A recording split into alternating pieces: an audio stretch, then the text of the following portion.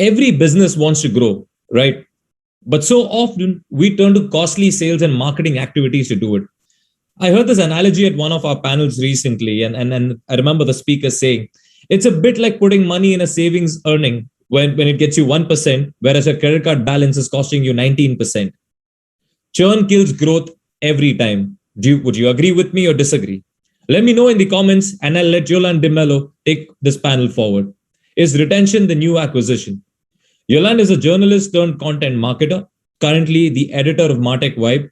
She has spent 5 years working with newspapers in India, covering tech, startups, and subcultures, and another 5 years in advertising agencies focused on representing new age companies who are using technology to transform traditional businesses. Over to you, Yolande. Welcome to VMF South Africa. We're here for a panel discussion asking the all-important question, is retention the new acquisition? We will go on to discuss strategies from leading brands and what we can learn from them. Joining us as an impressive panel, I'd like to introduce you to Daniele Joubert, Eater Growth Lead at Uber Eats. Let me tell you a little bit about her. Daniele studied industrial engineering at Stellenbosch University, where she completed her thesis on the exponential organization. She started her career in innovation and strategy consulting, focusing on the financial services industry, where she worked for several years. In her current role, she looks after growing the Uber Eats business in South Africa. Great to have you with us, Daniele. Thank you so much. It's a pleasure to be here. Our other panelist for today is Bronwyn Pretorius, who is the head of marketing at Mukuru. Bronwyn has over 14 years of experience across the retail and financial industry. She is currently the executive head of marketing for one of Africa's leading fintechs, Mukuru. In her current role, she's conceptualized and launched many marketing firsts for the group that have been positively received by more than 8 million customers and partners across Africa and the UK. Previously, she has spent more than a decade implementing marketing strategies for ShopRite, Africa's largest retailer. Welcome, Bronwyn. Thank you so much, Yolande. So nice to be here. Lovely. So let's dive in. The pandemic created a moment of pause, which has changed a lot of customer behaviors. This is a question everyone watching would like to know. I'd like both of our panelists to answer this one. How did your company offering or brand promise evolve to meet the customers' changing needs during the pandemic? I think I'll kick it off. Thank you so much.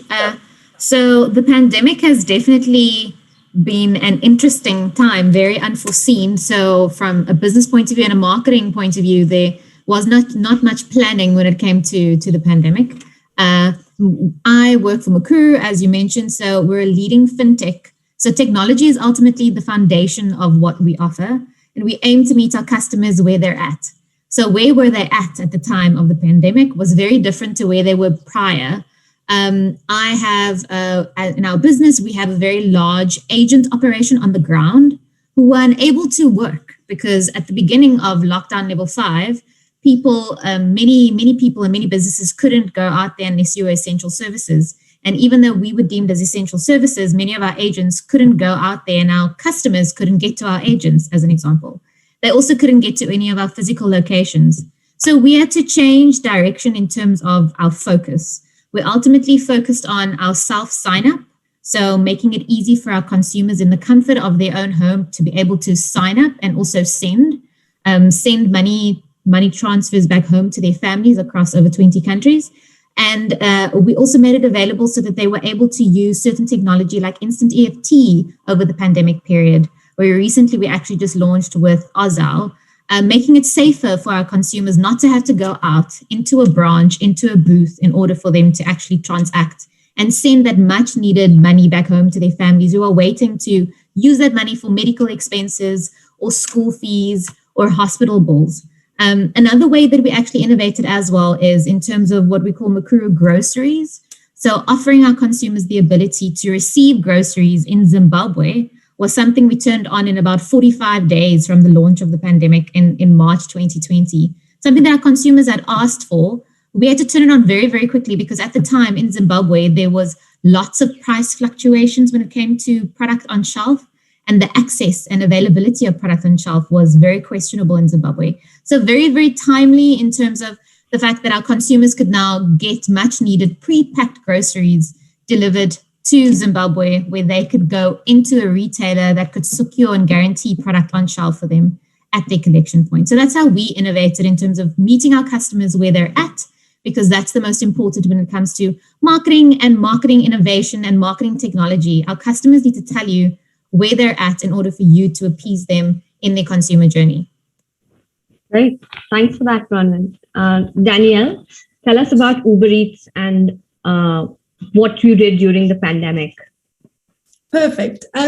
So from Uber Eats side, I think one of the biggest things that we learned was just to, as a business, how do we adapt as quickly as we can with regards to the ever-changing needs of our consumers, as well as really how do we adapt our business to start serving the community better.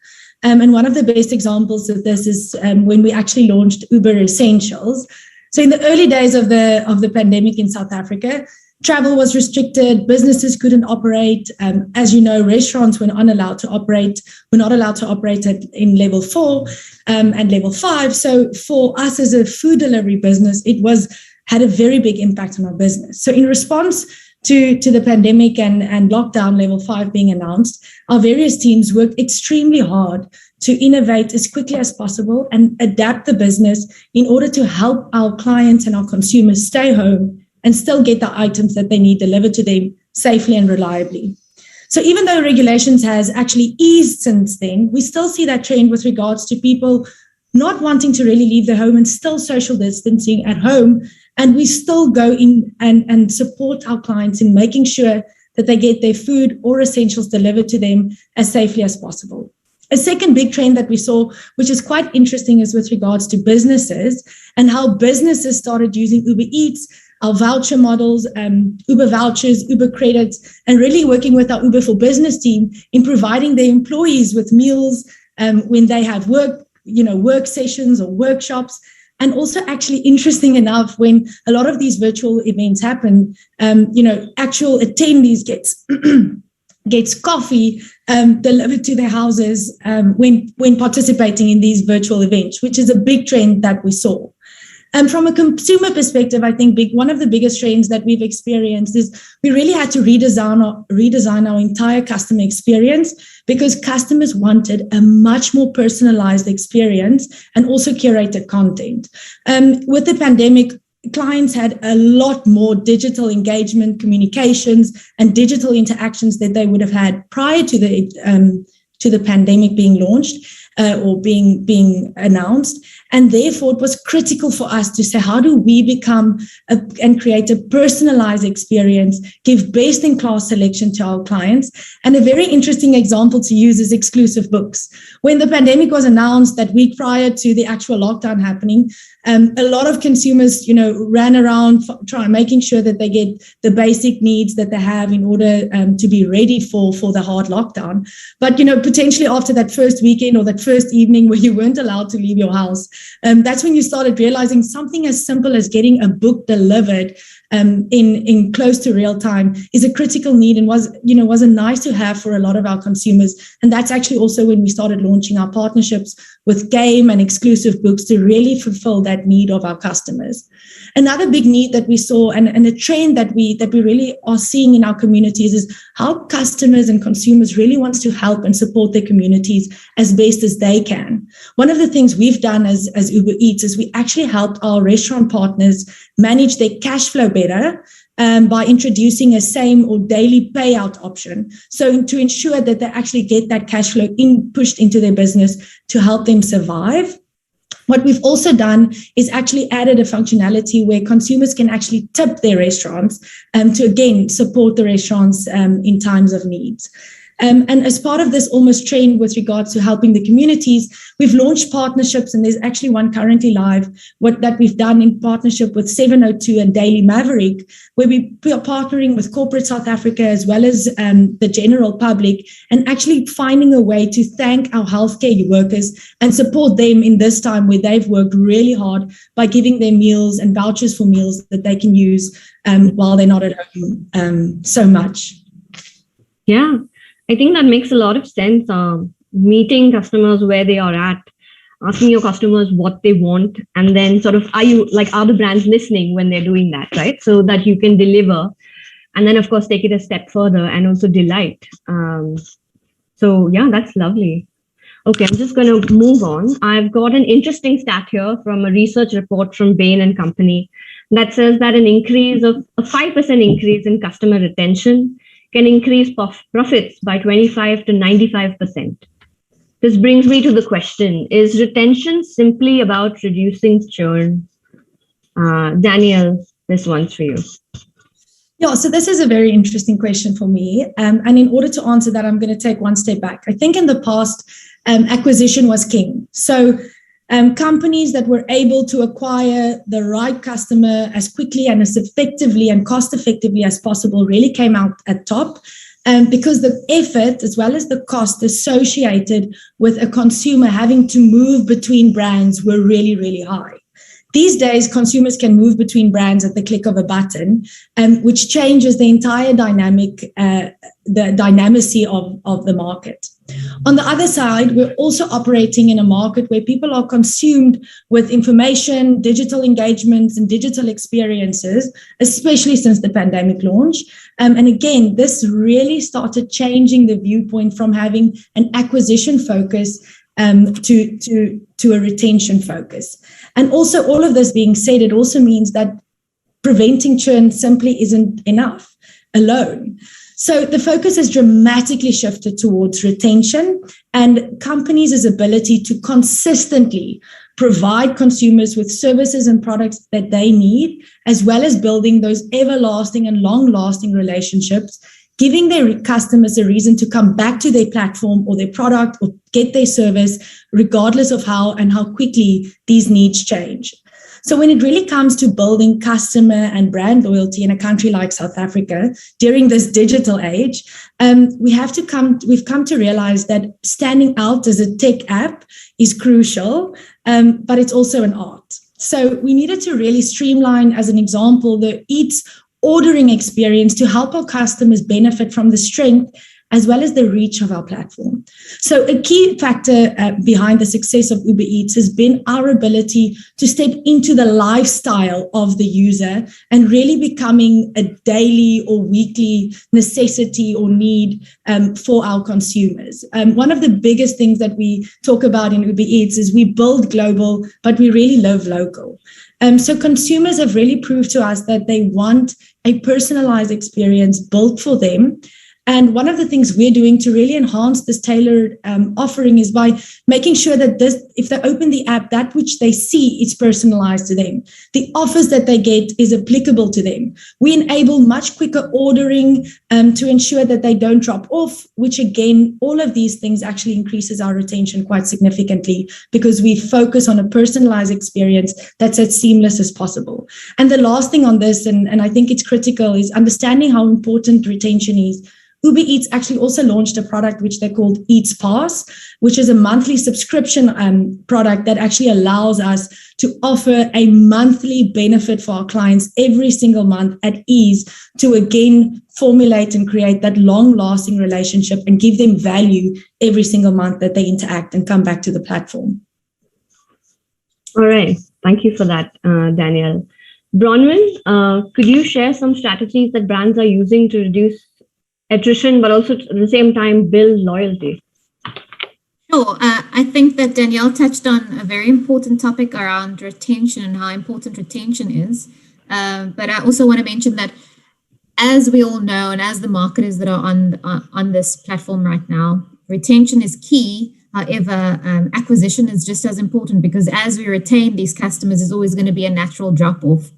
So how do we build customer loyalty, and how do we do that, especially living in South Africa, which is not as advanced as first world countries, and also the market that I cater to in terms of foreign nationals that are leaving their homes in the rest of Africa and Asia, coming to certain countries like South Africa, where they're trying to look for economic opportunities to be able to feed their families back home. I think the oldest trick in the book when it comes to strategies around reducing attrition would be offering discounts and promotional offers to customers.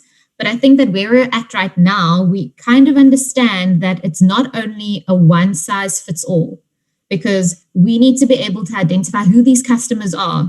We understand that our customers are different.